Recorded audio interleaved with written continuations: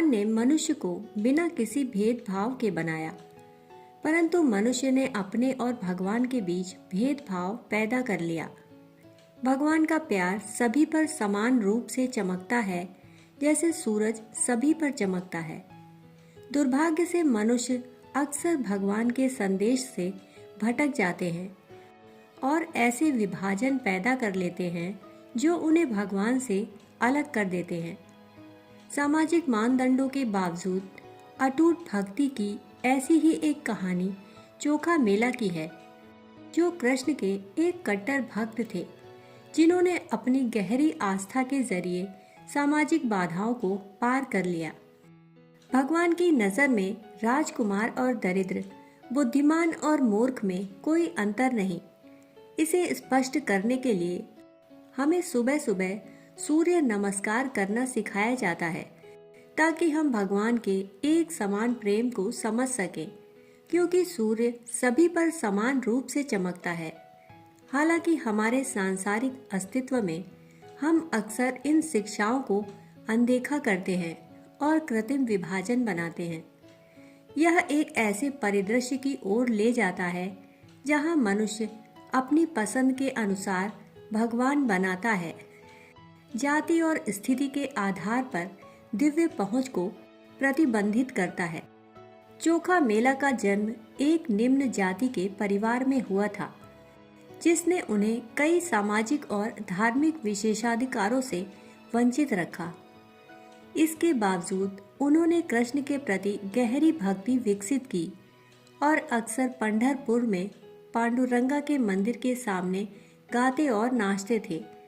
उनके संगीत ने कई भक्तों को आकर्षित किया, परंतु जैसे ही उन्होंने संगीत बंद किया, वे उन्हें अछूत मानने लगे और उन्हें मंदिर में प्रवेश करने से रोक दिया। एक दिन एक दर्शक ने उनकी भक्ति पर सवाल उठाया और उनकी आस्था के बावजूद मंदिर में प्रवेश न कर पाने की उनकी अक्षमता का मजाक उड़ाया। चोखा मेला ने विनम्रता पूर्वक तर्क दिया कि उनकी भक्ति उतनी ही वास्तविक है जितना कि उनका निम्न जाति में जन्म लेना। उन्होंने अपनी स्थिति की तुलना कीचड़ में कमल पर चमकते सूरज से की। उनकी हार्दिक भक्ति स्पष्ट थी, परंतु सामाजिक मानदंडों ने दूसरों को उनकी आध्यात्मिक शुद्धता के प्रति अंधा कर दिया था। निराश होकर चोखा मेला घर लौट आए। यहाँ उनकी पत्नी ने उन्हें सांत्वना देने की कोशिश की। उस रात जब वे सो रहे थे, कमरा एक तेज प्रकाश से भर गया। भगवान पांडुरंग स्वयं प्रकट हुए। उन्होंने चोखा मेला को आश्वासन दिया कि उन्हें बचाना उनका कर्तव्य है। भगवान चोखा मेला को मंदिर के अंदर ले गए। दरवाजे बंद होने के बावजूद उन्हें वह दर्शन दिए जिसकी उन्हें लालसा थी। चोखा मेला के अपशकुन होने की चिंता को भगवान ने दूर कर दिया। उन्होंने समझाया कि चोखा मेला की उपस्थिति ने मंदिर को किसी भी चीज से ज्यादा रोशन कर दिया।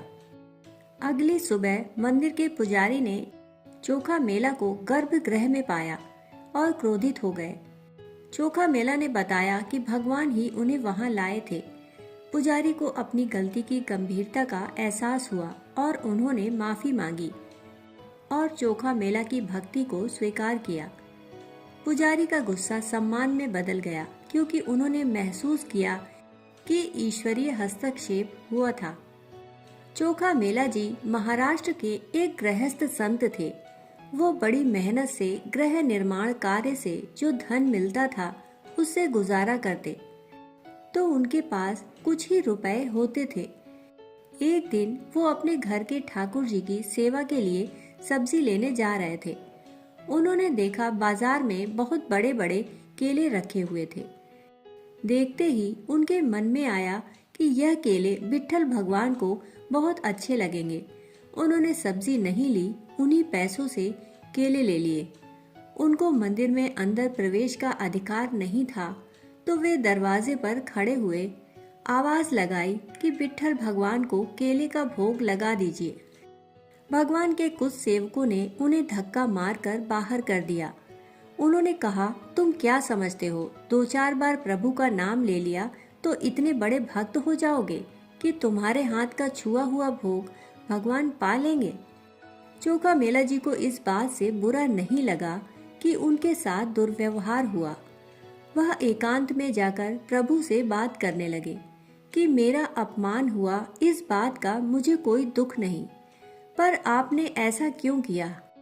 मेरे हृदय में आपने ही प्रेरणा की और फल देख करके मेरे मन में आया कि आप खाना चाहते हैं, तो मैं आपके लिए केले ले गया। मुझे ऐसी जगह पैदा ही क्यों किया जहाँ की सेवा आपको पसंद नहीं? आप तो सब कुछ कर सकते थे ना। उसके बाद फिर आपने केले खाने की चाह प्रकट क्यों की? यदि आप ऐसा ही चाहते हैं तो फिर मैं इस शरीर को रखकर क्या करूँगा, क्योंकि ये शरीर आपकी सेवा के योग्य नहीं।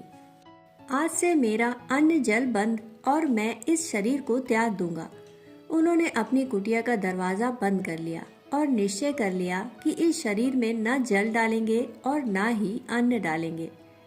जैसे ही मंदिर में ठाकुर जी को शयन कराया गया, ठाकुर जी वहां से बाहर निकले। ठाकुर जी ने चोखा मेला जी की कुटिया के बाहर जाकर उनका दरवाजा खटखटाया। उन्होंने बड़ी ही अमृतमयी वाणी से चोखा मेला को आवाज लगाई। चोखा मेला जी एकदम आकर्षित हुए। उन्होंने पूछा, कौन है? ठाकुर जी ने कहा, चोखा मेला जी, बहुत भूख लगी है। जैसे ही दरवाजा खोला तो सामने नव किशोर अवस्था के ठाकुर जी खड़े थे। आनंद समान प्रभु को सामने देख चोखा मेला जी आह भरकर रो पड़े। प्रभु ने कहा, रोने धोने का समय नहीं है, मुझे बहुत भूख लगी है। चोखा मेला जी के पास जैसा भी था उन्होंने वैसा आसन बिछाया और कहा, विराजिए। ठाकुर जी ने कहा, नहीं नहीं, आसन पर नहीं, तुम्हारी गोद में बैठ कर खाऊंगा। ठाकुर जी ने कहा, वो जो केले लाए थे ना, वो ले आओ। चोखा मेला जी बोले, हाँ प्रभु। और अब ठाकुर जी चोखा मेला जी की गोद में बैठकर केला खा रहे थे। प्रभु बोले, आज जो स्वाद मिल रहा है वो मुझे मंदिर में लगाए हुए भोग में भी नहीं मिलता। रुक्मणी जी को भी पता चले कि मेरे प्रेमी जनों द्वारा दी गई वस्तु में कितना स्वाद है, इसलिए आप मुझे 2 केले रुक्मणी जी के लिए दे दीजिए। ठाकुर जी ने बाकी सब केले खा लिए और चोखा मेला जी से कहा, आप आनंदित रहो, मैं उन्हीं का होता हूँ जो मेरे लिए हैं। मैं किसी जाति, कुल, साधना, अवस्था, तपस्या का नहीं होता। इसका तो केवल कुछ सुकृत फल होता है, लेकिन जो मेरे लिए हैं मैं उन्हीं का होता हूँ। ठाकुर जी वापस अपने मंदिर में आए। रुक्मिणी जी को अपने भक्त द्वारा दिया हुआ केला खिलाया और आंगन में छिलके फेंक दिए। उन्होंने मंदिर का दरवाजा अंदर से बंद कर दिया। सुबह दर्शन के लिए हजारों भक्तों की भीड़ लग गई। ठाकुर जी की सेवा करने वाले सेवक बाहर से ताला लगाकर जाते थे। उन्होंने जब ताला खोला तो दरवाजा नहीं खुला। सब बहुत परेशान हो गए और रोने लगे। पुजारियों ने प्रभु से प्रार्थना की कि प्रभु, कोई अपराध हो गया है क्या? ठाकुर जी ने कहा, यह दरवाजा तभी खुलेगा जब आप सब चोखा मेला जी को लेकर आएंगे और यह दरवाजा खोलने के लिए कहेंगे। निजी सेवकों ने कहा, प्रभु हम अभी जाते हैं। ठाकुर जी ने कहा, ऐसे नहीं, पालकी लेकर जाओ। चोखा मेला जी को पालकी में बिठा कर लाओ। वो दैन्य हैं तो शायद वो पालकी में ना बैठे। आप उनके चरण पकड़ना, प्रार्थना करना, परंतु उनको पालकी में ही बिठा कर लाना। ठाकुर जी अपने सेवकों के जीवन आधार थे।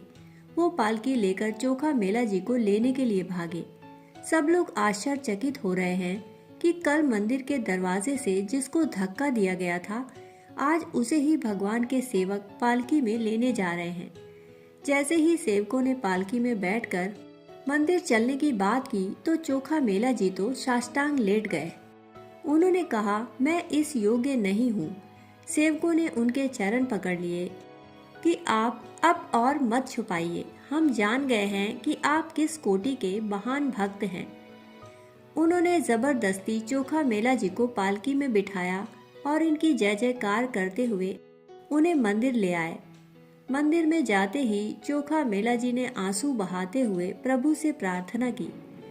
उन्होंने कहा, प्रभु बस करो, अब तो दरवाजा खोल दो। इसके बाद तत्काल मंदिर के दरवाजे खुल गए। चोखा मेला जी की एक छोटी सी सेवा ने चमत्कार प्रकट कर दिया। यदि हम आठों प्रहर प्रभु की भक्ति करेंगे तो जीवन कैसा होगा। दोस्तों, कहानी सुनने के लिए आप सभी का बहुत बहुत आभार। फिर मिलते हैं ऐसी ही अनोखी कहानी के साथ। तब तक के लिए धन्यवाद।